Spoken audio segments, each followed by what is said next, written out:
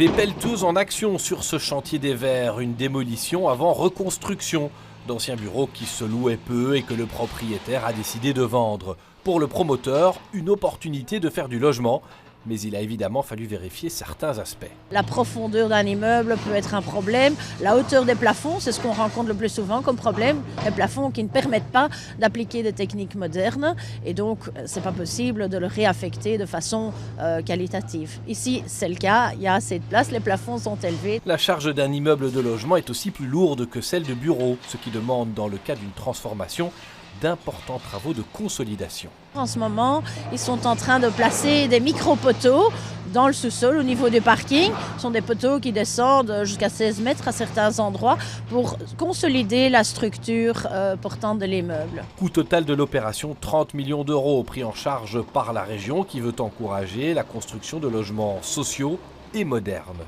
80 logements sociaux repartis en une chambre, des studios également, une chambre, 2 chambres et 3 chambres, à une haute valeur performance énergétique. Et effectivement avec une série d'installations techniques qui permettent effectivement d'encore améliorer la durabilité, comme la récupération d'eau de pluie et ainsi de suite. La commune des Verts espère ainsi participer à la transformation du quartier bordelais. Derrière vous, il y a le site de l'OTAN qui est voué aussi à se transformer au niveau du pas de défense qui va aussi accueillir un nombre conséquent de logements, mais aussi des infrastructures comme des écoles.